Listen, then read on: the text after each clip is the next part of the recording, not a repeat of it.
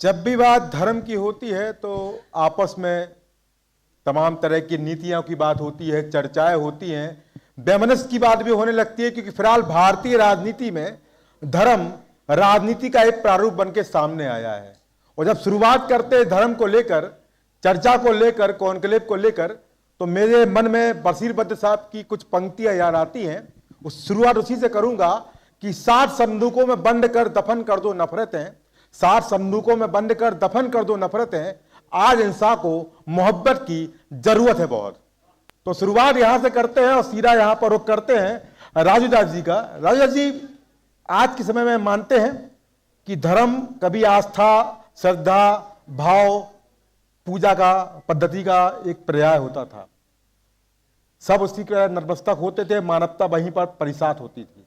पर अब हम देख रहे हैं कि धर्म पर लगातार राजनीति बढ़ती चली जा रही है और तमाम ऐसे लोग हैं जो कहे जाते हैं कि हाँ धर्म के पुरोधा हैं, पर अब वो भी इस राजनीति में शुमार हो चुके हैं, चर्चा में शामिल हो चुके हैं। क्या देखते हैं, ये धर्म की अब पतन है या वास्तव में अब जरूरत है धर्म आधारित राजनीति की देश में? पवन कुमार खलबल पावक ज्ञान धन जा सुहृदयगार बसहे राम सर चापधर। बोल बजरंग बली की, भारत माता की जय श्री राम, भारत हिंदू राष्ट्र की। बहुत बहुत आभार, धन्यवाद आपका। और आज सी न्यूज भारत के इस कॉन्क्लेव में मुद्दों के महापंचायत में इस दास को आने का अवसर दिया। पहले तो मैं सी न्यूज की 17 वर्ष पूर्ण हुए इनके जो अधिकारी हैं उनके लिए खूब मंगल कामना करते हैं। 17 वर्ष मुझको लगता है कि अभी छोटा सा जन्म नाबालिग, लेकिन हमको लगता है कि बालिग होते होते तो आप और भी क्रांति ला सकते हैं।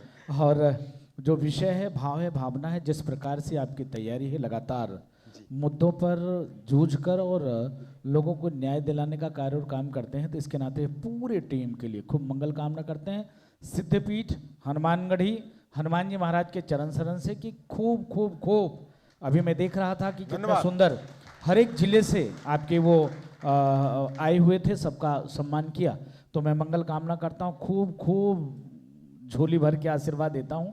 ऐसे ही आप सरकार से लोगों के लिए और आम जनमानस के मुद्दों को बनाकर और कल्याण करें। देखिए, विषय गंभीर है। विषय गंभीर है कि बाबा ने लिखा है, गोस्वामी तुलसीदास जी ने, जाकी रही भावना जैसी प्रभु मूरत देखी तीन तैसी। जी। एक परिवार में 4 महिलाएं हैं। वही महिलाएं बहन के रूप में भी लोग सम्मान करते हैं, बेटी के रूप में सम्मान करते हैं, माता के रूप में सम्मान करते हैं, दादी के रूप में सम्मान करते हैं। महिला एक ही है, लेकिन हर भाव कुछ कुछ पल पर बदलते चला जाता है। महिला ही है, लेकिन कभी वो बेटी हो जाती है, कभी वो बहू हो जाती है, कभी वो माँ हो जाती है, कभी वो बहन हो जाती है, कभी वो दादी हो जाती है। आज क्या समस्या है? राजनीति और धर्म। अगर राजनीति धर्म से चले तो मुझको लगता है कि वो राजनीति समाज के लिए, उर्वरक के लिए कार्य और काम करेगा। देश की वो चिंतन में अगर धर्म से जुड़कर राजनीति होगा तो बहुत अच्छे तरीके से चलेगा। बड़ी सुंदर बात आपने कही। अगर आप राजनीति को, धर्म को दोनों अलग अलग कर देंगे तो जितने भी, हमारी बात भले राजनीतिक व्यक्ति को खराब लगेगा, लेकिन जैसे ही आप अलग करोगे तो मुझको लगता है कि जैसे मनुष्य के अंदर से प्राण निकल जाए तो ये शरीर बेकार है, किसी काम का नहीं। उसी प्रकार से अगर राजनीतिक दलों से धर्म को अलग कर दोगे तो ये बेचारे ऐसे कार्य करने लगेंगे कि खाली लूट, खाली घसोट, उनको मारना, उनको बंद कराना, उनके खिलाफ कार्रवाई कराना। अभी आप देखो ना कि मैं एक दिन बैठा हुआ था, माननीय मुख्यमंत्री जी भोजन के बाद किसी एक अधिकारी ने कुछ दिखाना चाहा महाराज जी को। महाराज जी ने कहा कि सबको अधिकार है, कोई दिक्कत नहीं है, और ठीक है, लोकतंत्र है और लोकतंत्र में उसका काम है विरोध करना। इसका मतलब ये नहीं होता है कि हम उसको जेल में बंद करा दें, उसको ऐसा कर दें। इस प्रकार की राजनीति होनी चाहिए। नहीं, बहुत अच्छी ऐसे राजू जी, बहुत अच्छी आपने बात कही कि मैं यहाँ पर जो आपने बात कही, बड़ा गूढ़ रहस्य वाली बात कही कि राजनीति धर्म से चलनी चाहिए। आपको लगता है कि राजनीति धर्म से भले ना चले, पर धर्म फिलहाल राजनीति से चल रहा है? नहीं, हाँ, मैंने पहले ही कहा, जाकी रही भावना जैसी प्रभु मुहूर्त देखी थी। मेरी भावना ऐसी है कि सबकी भावना ऐसी है। हाँ, नहीं नहीं, उन राजनीतिक दलों की ऐसी भावना है। आपने देखा होगा, कल इसी प्रांगण में एक तरफ कांग्रेस के वरिष्ठ नेता बैठे हुए थे, एक तरफ समाजवादी पार्टी के वरिष्ठ नेता बैठे हुए थे। मैंने सवाल पूछा उनसे, निवेदन पूर्वक अपील किया। हमने कहा, महोदय, आपने अयोध्या के विषय पे सवाल खड़े किए, अच्छी बात है, आप विपक्ष में हो, सवाल पूछना चाहिए, सवाल करना चाहिए, विपक्ष का ये कर्तव्य होता है, काम होता है। लेकिन ऐसे ऐसे विषयों को आप उठा रहे हो जो सनातनियों की भाव और भावना को आहत करता हो, गलत, उल्टी सीधी। जी, जब आप इस कुर्सी पर होते हो तब आपको वो भाव और भावना समझ में नहीं आती है। जैसे इस कुर्सी से नीचे सामने बैठा देते हो तो आप कहते हो कि हमको उस कुर्सी पे बैठा दो तो हम और अच्छा कार्य और काम करेंगे। जब यहाँ होते हो तब तो आपको हमारी भावना अच्छी नहीं लगती है, तब तो हमको बोको हराम, आईएसआई और तालिबान से जोड़ देते हो, भगवा आतंकवाद मेरे ऊपर मढ़ देते हो, 84 कोसी परिक्रमा बैन कर देते हो, आप बाबरी मस्जिद की ही पैरोकारी करने लग जाते हो, आप दुर्गा पूजा रामनवमी होने नहीं देते हो, कृष्ण जन्माष्टमी जो जेलों में होता है, थानों में होता है, उसको आप बैन कर देते हो, आपको समस्या उत्पन्न हो जाती है। आप किसी भी प्रकार से कोई धार्मिक आयोजन में आपको समस्या उत्पन्न होने लग जाती है। जब आप उस जगह, उस कुर्सी पे नहीं होते हो तो ऐसा नहीं होता। मैं रहता तो कुछ और भी अच्छा करता। मैंने पूछा कि ये सनातन संस्कृति वाला देश है, अभी मैं निवेदन पूर्वक कहना चाहता हूं कि यहां पर आप देख लो, मुश्किल से 2 पीढ़ी, 3 पीढ़ी, 4, 5, 6, 10 के अंदर जैसे आप आगे बढ़ोगे, चाहे वो जैन हो, सिख हो, बौद्ध हो, पारसी हो, यहूदी हो, ईसाई हो, हिंदुस्तान में सबका डीएनए एक है, कहीं ना कहीं रामलाल ही मिलेंगे, रहीम। तो ये जब इस अनुरूप का भारत है, ये सनातन संस्कृति प्रदत्त भारत है, ऋषि मुनि महात्माओं का भारत है, सनातन सीधे सिखाता है सर्वे भवन्तु सुखिनः सर्वे सन्तु निरामया। जो सनातन का भाव और भावना है सबको गले लगाया। इसके नाते हिंदुस्तान में हर पंथ, मजहब, संप्रदाय फल फूल रहा है, और किसी देश में आपको देखने को नहीं मिलेगा। साधु संतों का भारत, धर्मनिरपेक्ष भारत है कि नहीं है? नहीं, धर्मनिरपेक्ष हो ही नहीं सकता। पंथ निरपेक्ष, धर्मनिरपेक्ष, धर्म सापेक्ष भारत है। धर्म सापेक्ष, और धर्म सापेक्ष रहेंगे तभी चल पाएगा। निरपेक्ष हो जाएंगे तो फिर कैसे काम चलेगा? कार्य ही नहीं चलेगा। धर्म सापेक्ष भारत है, उसका गलत वे का प्रयोग करके लोगों को बेवकूफ बनाने के लिए। अच्छा, बताओ, हम हिंदू हैं, टोपी पहन लिए, हमको इस्लाम में आस्था है ही नहीं, इस्लाम के बारे में मैं जानता ही नहीं एक भी शब्द, और टोपी पहनकर नमाज पढ़ने लग गए। उचित है क्या? वो जिस धर्म का है उस धर्म का पालन करे, माने, उसके ऊपर कोई उंगली ना उठावे, उसको कोई डांटे नहीं, डपटे नहीं। ये भारत है, ये हिंदुस्तान है। ठीक, ऐसा ही हिंदुस्तान भारत है। इसके नाते आप देख सकते हो हर पंथ मजहब हिंदुस्तान में है। अभी देखो ना, ज्यादा दूर नहीं जाना चाहते हैं, बांग्लादेश क्या स्थिति है? बांग्लादेश में, जिस देश में 1.5 करोड़ की आबादी हिंदुओं का हो, वहां स्थिति क्या हो गई? धर्म का आधार पर हिंदू हिंदुस्तान में, मुसलमान पाकिस्तान चल जाएगा। किसने कराया? राजदास ने कराया? नहीं हुआ। होने के बाद देखिए वहां की स्थिति क्या है हिंदुओं का, नहीं। और हिंदुस्तान में मुसलमानों की स्थिति क्या है? ओवैसी जैसे इतने बड़े नेता हैं, इतने बड़े नेता ओवैसी जैसे हैं जो संसद भवन में दूसरे देश की बात करते हैं, वंदे मातरम नहीं बोल सकते, वो वंदे मातरम नहीं बोल सकते, लेकिन दूसरे देश की बात करेंगे। आप वंदे मातरम कहोगे तो बोलेंगे कि मेरे इस्लाम में ही नहीं, इस्लाम में तो मजार पूजने का भी नहीं है, फिर भी वो पूछते हैं। तो ढेर सारी जो विषय है वो अगर धर्म और राजनीति दोनों अगर मिलाकर चलेंगे तभी जाकर ये देश अच्छे तरीके से चलेगा। तो मानते हैं कि धर्म में यानी राजनीति में धर्म की जरूरत है? एकदम जरूरत है। बिना उसके। चलिए ऋचा जी सवाल पूछने वाली हैं आपकी आपसे, उसके बाद पहचान मेरा एक सवाल संत रहेगा। के रूप में, ऐसे संत के रूप में होती है जो हर कोई भी मंच हो, बड़ी बेबाकी से निर्भय होकर सनातन पर जब जब बात होती है तो आप अपनी बात बहुत मुखरता से रखते हैं। इसकी प्रेरणा आपको कैसे हनुमानगढ़ी से मिलती है, कैसे मिलती है आपको ये प्रेरणा? बालकाल में 4.5 साल की उम्र में माता पिता ने हनुमान जी को समर्पित कर दिया। तब से हनुमान जी के शरण में ही, अभी कुछ दिन पहले हमारे गुरुदेव भगवान गोलोकवासी हुए हैं। आज 3-4 दिन हुआ है हम उस सारे क्रियाक्रम से छुट्टी पाए हैं। 4.5 साल की उम्र में जब माता पिता ने हनुमान जी को समर्पित कर दिया, तब से हनुमान जी के शरण में होने के नाते हम लोग निहंग नागा साधु हैं। और हनुमानगढ़ी जो सिद्धपीठ है वो एक सनातन धर्म संस्कृति की रक्षा का वो मुख्य केंद्र है। वहाँ पर कई हजार नागा संत रहते हैं। जब पूर्व में छोटे छोटे राजा आपस में लड़ते थे, तब सिर्फ सनातन को ही मानने वाले होते थे, हिंदू ही राजा होते थे। जब वो राजा आपस में लड़ता था सीमा विस्तारीकरण के लिए, अपने राज्य को बढ़ाने के लिए, दास की व्यवस्था बढ़ाने के लिए, कुछ कतिपय ऐसे भी राजा हुआ करते थे जो राजा गौ माता को आगे कर दे, संतों के आगे कर दे, मंदिर के आड़ में जब जो सनातनी राजा हुआ करता था वो आक्रमण नहीं करता था। तब ये सब चीज को देखते हुए लगा कि ये धर्म भ्रष्ट होते जा रहे हैं राजा, पथ भ्रष्ट होते जा रहे हैं राजा।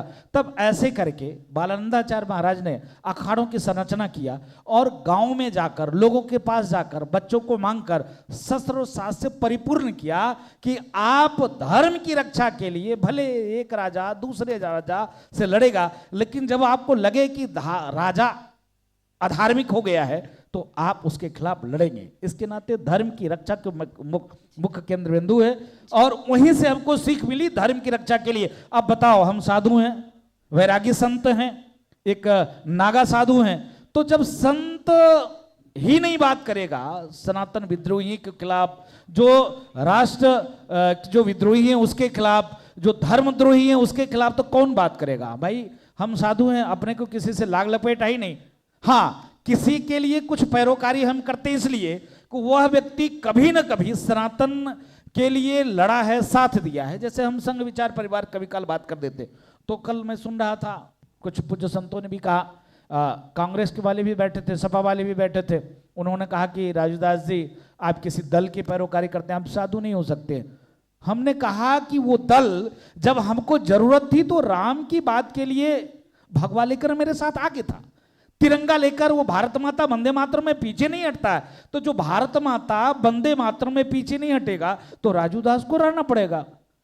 जो जब हमको जरूरत था अयोध्या में राम मंदिर को निर्माण के लेकर जो हमारे साथ कंधा से कंधा मिलाकर है, वो जब आप आगे आ रहा है तो उसके साथ तो 2 कदम चलना पड़ेगा, क्योंकि वो उस विपरीत परिस्थिति में जब हमको जरूरत थी राम मंदिर की, वो मेरे साथ था। मैंने कहा इसी मंच से, कल की डेट में मैंने कहा कि इतने लोग बैठे हो, आज चंदा चंदा चंदा चंदा बात तो करते हो, कितने लोगों ने चंदा दिया? नंबर 1। नंबर 2, ठीक है, जिसने गलती किया उसको फांसी दे दो, फांसी से कम नहीं होना चाहिए, गड़बड़ी नहीं होनी चाहिए। लेकिन आप राजनीति करने वाले कौन होते हो? जब हमको जरूरत थी तो आप मेरे साथ नहीं थे। मैंने कहा डंके की चोट पे कृष्ण लला हम आएंगे, माखन मिश्री खाएंगे, गोली डंडे खाएंगे, मंदिर भव्य बनाएंगे। तब उन्होंने कहा कि नहीं नहीं, हम आपके साथ नहीं। भाई संवैधानिक रूप से हम किसी को दबाते नहीं, किसी को मारते नहीं, किसी को सताते नहीं, क्योंकि डेमोक्रेसी है, लोकतांत्रिक व्यवस्था, प्रजातंत्र है। और प्रजातंत्र में बाबा साहब भीमराव अंबेडकर द्वारा रचित संविधान हिंदुस्तान में है। हमको संविधान के प्रति आस्था और निष्ठा है। हम संवैधानिक रूप से लड़के और कृष्ण जन्मभूमि जैसे अयोध्या में राम मंदिर का निर्माण किया, कृष्ण जन्मभूमि भी बनाएंगे। कौन मेरे साथ है? कोई तैयार नहीं हुआ।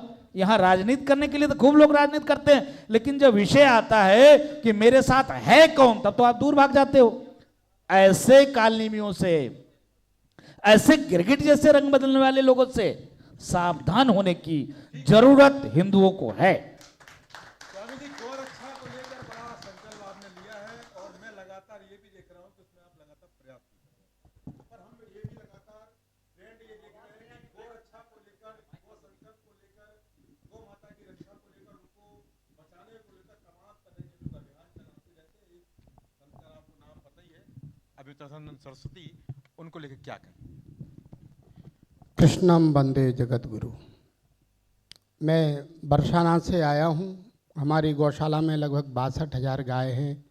बरसाना के होने के नाते सब लोगों को मैं चाहता हूँ एक बार जोर से मेरे साथ राधे राधे बोलते हैं। राधे राधे, एक बार और राधे राधे। हेलो मैं हमारे पवन शर्मा जी हेलो, जो यहाँ हेलो। के चीफ एडिटर हैं, आभार प्रकट करता हूँ उनका और बहुत बहुत साधुवाद देता हूँ सी न्यूज़ भारत के जितने भी कार्यकर्ता हैं, संपादक हैं या रिपोर्टर हैं, उन्होंने सी न्यूज़ को 17वें साल यानी कि इस ऊंचाई तक पहुंचाया। भगवान उनके साथ हमेशा साथ में खड़े रहे और साधुओं पे तो आशीर्वाद रहता है और उनका बहुत बहुत साधुवाद। अभी आपने कहा था गौ रक्षा को लेकर, अपने अपने स्तर पर सब प्रयास करते हैं क्योंकि ये भारत भूमि, ये सनातन भूमि है। यहाँ तमाम तरह की संस्कृति है और सनातन की प्रतीक यानी कि गौ माता है। जो नहीं भी मानते हैं कि ये प्रतीक नहीं है, उन्होंने भी दूध पिया होगा। भारत में दूध और पूत का मेल है। जो दूध पीता है वो पुत्र के समान है और जो पुत्र है वो पुत्र के नाते हम भी दूध पिए हैं तो हमने उस पुत्र का धर्म निभा रहे हैं। सन 1966 7 नवंबर 1966 करपात्री जी और प्रभुदत्त ब्रह्मचारी जी ने जो दिल्ली में हजारों गायन के साथ आंदोलन किया, उस समय की प्रधानमंत्री जी ने जो चुनाव में वादा किया कि हम जैसे ही हमारी सरकार आएगी या हम प्रधानमंत्री की रक्षा का रहेगा। वो गद्दी ऐसी है, उस पर विराजते ही लोग भूल जाते हैं। हाँ, चुनाव में जो वादा होता है उसे लोग भूल जाते हैं, तो वो भी भूल गई। तो उसको संत याद दिलाने के लिए गए। 178 दिन वहाँ रहे कि उनको संतों को मालूम नहीं था कि ये देश में भांति भांति तरह के लोग रहते हैं। संतों के साथ साथ गायों पर भी गोली चलवाई और गौ हत्या के कलंक से आज तक भारत जूझ रहा है। लगातार गौरक्षा की बात हो रही है। स्वामी अवतार सरस्वती लगातार बोल रहे हैं कि गाय को राष्ट्र माता घोषित करें। जी, क्या कितना सहमत हैं? गाय के लिए हम भी चाह रहे हैं कि राष्ट्र माता नहीं, देव माता या कोई ना कोई ऐसा सम्मान मिले। आज मोर को सम्मान मिला हुआ है तो मोर सुरक्षित है।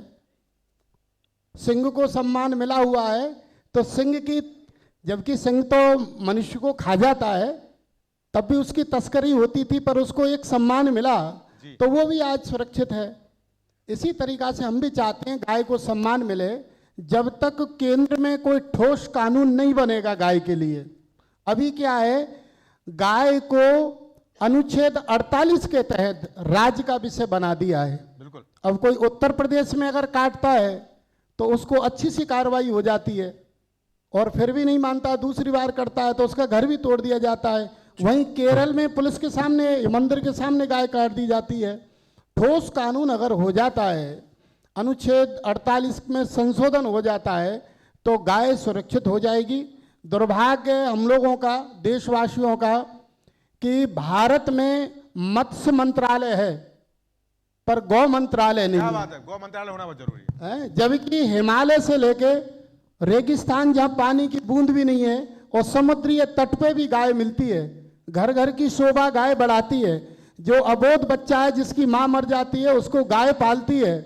और तो छोड़ो, आप हाल ही में जिसका गाय का दूध, गाय का घी, गाय का छाछ और साथ में गाय का गौमूत्र, जो भी IIT रुड़की ने स्पष्ट कहा है कि कैंसर जैसी बीमारी को, घातक बीमारी को खत्म करने की जो सबसे अच्छी ताकत है वो देसी नस्ल के गाय के मूत्र में है और गाय का गोबर। उसके बावजूद भी कोई उस पर ध्यान नहीं दे रहा है। ये बड़ा दुर्भाग्य है। ये मानते हैं कि 10 साल से यहाँ पर केंद्र में मोदी सरकार, तीसरा कार्यकाल चल रहा है, 10 साल से उत्तर प्रदेश में योगी सरकार है, तो कहीं ना कहीं जो गौ मंत्रालय की आप बात कर रहे हैं या गौ विभाग की बात कर रहे हैं या गौरक्षा की आप बात कर रहे हैं, अब तक ये हो जाना चाहिए था। इस पूरे मामले को, पूरे मसले को या गौ माता को गंभीरता से अब तक सरकार ने नहीं लिया। मानते हैं? हाँ, मानते हैं। सरकार ने, केंद्र सरकार ने गंभीरता से नहीं लिया और इसीलिए हम लोगों ने गौ सम्मान आह्वान अभियान चला रखा है। जी। और वो अभियान उसका अध्यक्ष नंदी है और संरक्षक गौ माता है। जी और हमने अभी अब आपको बताया था देश में दूध का और पूत का नाता है। बाकी हम सब लोग पुत्र के उनका दूध पियाए, पुत्र का अपना धर्म निभा रहे हैं। अपने हस्ताक्षर के माध्यम से प्रथम चरण में हम लोगों ने 27 अप्रैल को भारत में 5,460 तहसीलें हैं, जिनमें से 5,000 तहसीलों पर एक साथ 11,000 हस्ताक्षर कराकर एसडीएम के माध्यम से देश की राष्ट्रपति जी, प्रधानमंत्री जी अपने अपने राज्यपाल और मुख्यमंत्री जी के लिए ज्ञापन दिया था। अब आने वाली 27 जुलाई को भारत में 790 जिला मुख्यालय होते हैं। कलेक्टर के माध्यम से 5-5 लाख हस्ताक्षर कराकर हम पुनः इन चारों को ज्ञापन देंगे। हमारा अभियान जब तक चलेगा जब तक देश में केंद्रीय कानून और केंद्रीय मंत्रालय नहीं बन क्या जाएगा। बात है। दत्ता जी हमारे सहयोगी सवाल गौ पूछेंगे। संरक्षण की बात हो रही है स्वामी जी। कागजों पर अगर देखा जाए तो कानून बनते रहते हैं, लेकिन अगर धरातल स्तर पर बात करें तो फलीभूत उतने नहीं हो पाते हैं। तो हमारे संत समाज को आगे और क्या ऐसा करना होगा या क्या कर सकते हैं कि जिससे कि जो हमारी गौवंश हमारा ऐसे ही घूम रहा है या बेसहारा गौवंश है, उनकी रक्षा के लिए संत समाज को आगे बढ़कर और क्या करना होगा? संत समाज ने मतलब कई अपने अपने स्तर पर संत काम कर रहे हैं, जिसमें से जैसे मैंने बताया था कि लगभग 62,000 गाय हमारी गौशाला में गौशाला बनाकर भी संत काम कर रहे हैं। और दूसरा, अभी जो ये संगठन तैयार हुआ है, हमने भारत की 5,000 तहसीलों पर अपने कार्यकर्ता तैयार करे हैं, तहसील प्रभारी बनाए हैं, जिला प्रभारी बनाए हैं, हर 3 जिले पर एक संभाग प्रभारी बनाया है। अगला चरण हमारा यही है, सरकार से हम मांग करते रहेंगे, जनता को भी, भारत की जनता बहुत भोली भाली है, इसको भी जागरूक करना है।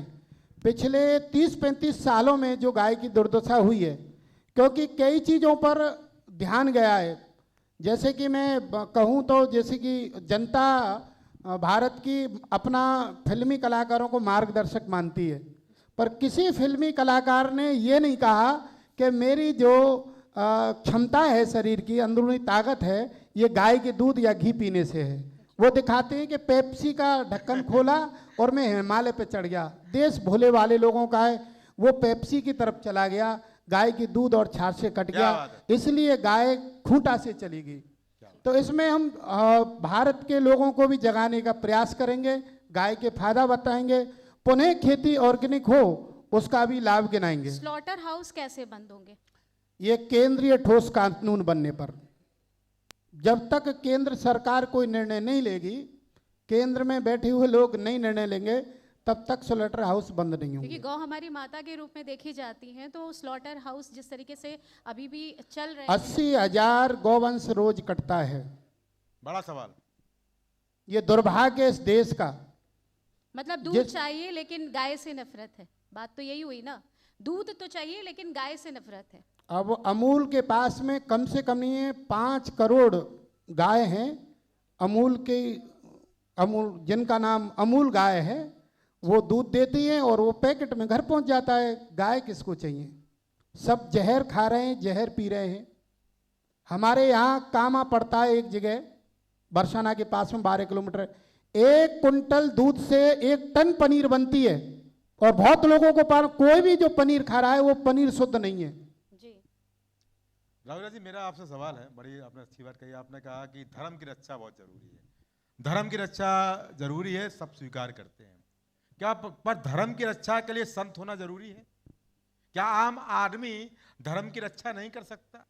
क्या आम मानव धर्म की रक्षा नहीं कर सकता? आम आदमी धर्म की रक्षा कर रहा है तभी तो संत है। संत आया कहाँ से? आकाश से तो टपका नहीं, धरती से निकला नहीं, ऐसे पिता तुल्य बुजुर्गों के घर परिवार से, ऐसे माताओं की कोख से ही तो निकला संत और बैरागी। ये आचार तो गिने चुने हैं ना? नहीं, ये आचार तो बहुत सारे हैं। ये आचार, ये विचार, ये व्यवहार, ये सनातनी हैं, राम भक्त हैं, सनातन से जुड़े हैं, हिंदू हैं, इनके मन में भाव आया तभी तो इनके बच्चे वैराग्य की ओर आए। वैराग्य की ओर आए तो किसी संतों के चरण शरण में आए, जब संतों के चरण शरण में आए तो धर्म रक्षक बन गए। आज धर्म रक्षक के लिए कार्य काम करते हैं। हर व्यक्ति कर सकता है, चाहे वो पारिवारिक व्यक्ति हो, चाहे वो सामान्य व्यक्ति हो, हर व्यक्ति का कर्म है, कर्तव्य है। अगर भारत जैसे देश में आपका जन्म हुआ है तो आप सौभाग्यशाली हो।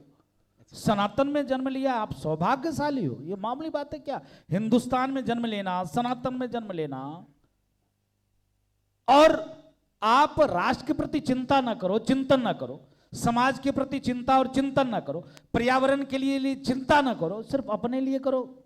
साधु वही है जो दूसरे की चिंता और चिंतन करे। महात्मा वही है कि दूसरे को पीड़ा को अपने पीड़ा बनाकर उसका सहयोग करे, वही महात्मा है। ये खाली ये कंठा पहन लेने से, एक कुंटल चंदन पोत लेने से बाबा नहीं होता।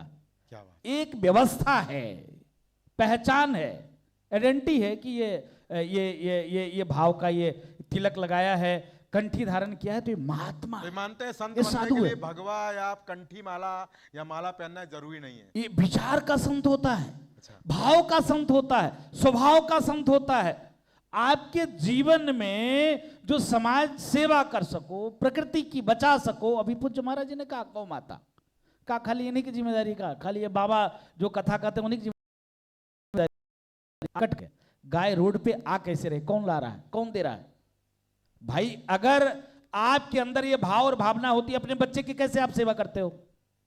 घर में खाने के लिए नहीं है, ठेला चला रहे हैं, रिक्शा चला रहे हैं, मजदूरी कर रहे हैं, कभी काल चोरी करके अपने बच्चों को पढ़ाने के लिए हम तैयार हो जा रहे हैं।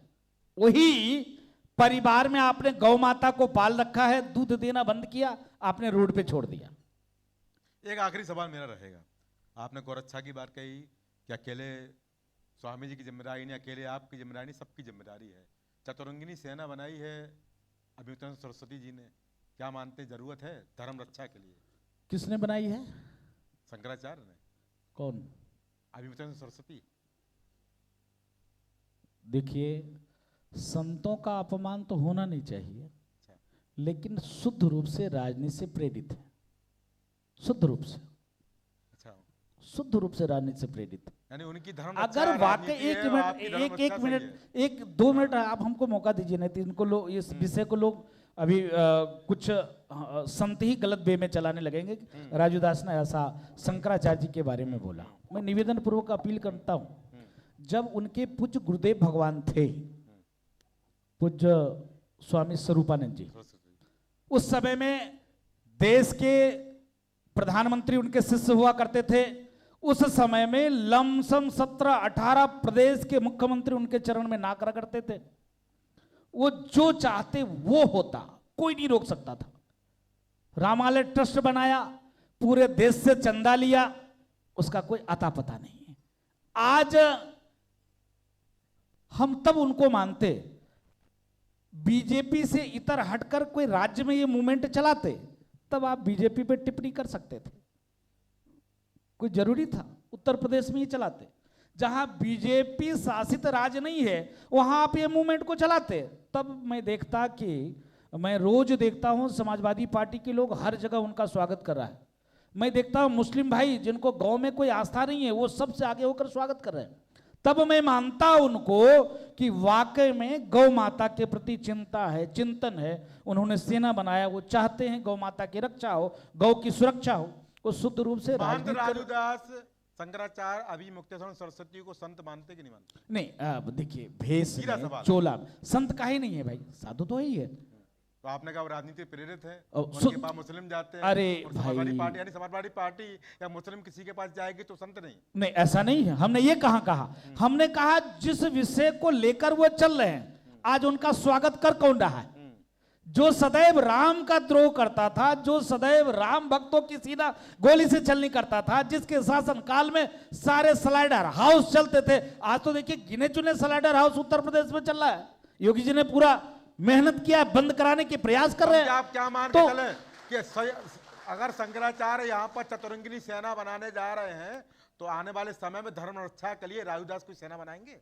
जरूरत है? नहीं, हमारी यही सारी सेना जितने ये जितने हिंदू है यही सेना है, इन्हीं के बल पे कार्य और काम करते हैं। सेना बनाने की जरूरत क्या है? ये सब सेना है, ये सनातन की सेना है, इन्हीं के बल पे साधु चलता है, सन्यासी चलता है, ये हमारा परिवार है। यही तो इन्हीं की व्यवस्था से तो हम चलते हैं। सेना बनाने की जरूरत क्या है? भाई संतों के प्रति निष्ठा इनकी, श्रद्धा इनकी, अनुराग इनकी, हमारी कोई अलग से खेती नहीं, कोई व्यवसाय नहीं, कोई व्यवस्था नहीं। यही सारे लोग तो साधु संतों को, मठ मंदिर को, आज चले अयोध्या चले आइए, अयोध्या में देखिए राम मंदिर के निर्माण के पहले क्या भीड़ थी, आज वहां पर जनसैलाब देख लीजिए। महाराज जी बरसाने से आए, क्या मथुरा, क्या काशी, क्या वृंदावन, क्या आप चले जाइए चारधाम, जो ये जन सैलाब जो उतरा है ये इन्हीं के तो परिवार से है। यही तो कहने का भाव मेरा है कि सेना बनाने की कोई जरूरत नहीं है, आपको स्वयं में कर्मनिष्ठ होना चाहिए, धर्मनिष्ठ होना चाहिए।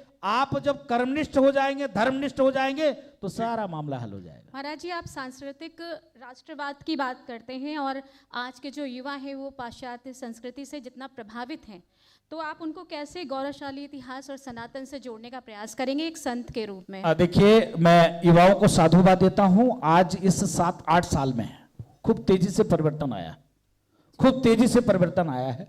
जहां देखोगे युवाओं का हुजूम है, खूब भीड़ है, अपार जन सैलाब है। लेकिन मैं माता पिता से हाथ जोड़कर निवेदन करूंगा, प्रार्थना करूंगा, अपील करूंगा। मां कह देती है कि बेटा पापा, बच्चा मान जाता है, यही बाप है। छोटा सा बच्चा दुधमुआ, मां ने कह दिया कि बेटा पापा, पापा बोलने लग जाता है। तो माता पिता, परिवारजन अपने बच्चों को संस्कारी बनाएंगे, संस्कार से जोड़ेंगे, महात्मा से जोड़ेंगे, मंदिरों से जोड़ेंगे, वेद पुराण शास्त्र उपनिषद से जोड़ेंगे, तो स्वाभाविक है वो चरित्रवान होंगे, संस्कारी होंगे। आज जिस प्रकार से पंजाब को देख लीजिए, क्या स्थिति हो गई पंजाब की, स्थिति बहुत तेजी से खराब होती चली जा रही। जो वो लड़का कौम जो सनातन की रक्षा के लिए अपने बच्चे को गला कटवा दिया, पूरा परिवार का परिवार शहीद हो गया। क्या जरूरत थी, क्या जरूरत थी गला कटा देने के लिए? अपने बच्चों को दीवार में चुनवा दिया, गला कटवा दिया। आज वहां क्या स्थिति है? आज जरा से लालच में धर्मांतरण हो रहा है, जरा सा लालच में लोग नशा के शिकार होते चले जा रहे। इसके नाते अगर हर घर में रामचरितमानस का एक दोहे का अगर श्रवण किया जाए तो मुझको लगता है कि तमाम भाई भाई का विवाद, आज तमाम जो महिलाओं के साथ बलात्कार की घटनाएं हो रही है, सोचिए रावण जैसा महापापी, रावण जैसा महापापी ये कह रहा हो एक बार सहमति दे दो सीते, क्या आज संभव है? क्या आज संभव है क्या? तो अगर व्यक्ति में आह्वान, निवेदन इस सी न्यूज भारत के माध्यम से मैं अपील करता हूं, प्रार्थना करता हूं परिवारजनों से, माता पिता से, सनातनियों से, हिंदू जनों से कि IAS, PCS, engineer, scientist, doctor तो आप किसी भी स्कूल में बना सकते हो। अगर भगवान ने आपको पैसा दिया तो अमेरिका नहीं, दुनिया के किसी भी कोने में बच्चे को पढ़ाकर ये पद प्रतिष्ठा हासिल कर सकते हो। लेकिन संस्कार और चरित्र अगर संतों के सानिध्य में रहोगे, रामायण, गीता, पुराण, भागवत के शरण में जाओगे, तभी ये मिल पाएगा, नहीं तो नहीं मिल पाएगा। शुक्रिया इस महत्वपूर्ण चर्चा में शामिल होने के लिए राजीव जी, क्योंकि यहाँ पर जैसे स्वामी जी ने गौरक्षा की बात कही और राजीव जी ने यहाँ पर धर्म का महत्व बताया, और ये बात बहुत अच्छी बात कही कि धर्म रक्षा के लिए संत होना जरूरी नहीं, एक मानव के रूप में भी धर्म की रक्षा की जा सकती है। बहुत बहुत शुक्रिया।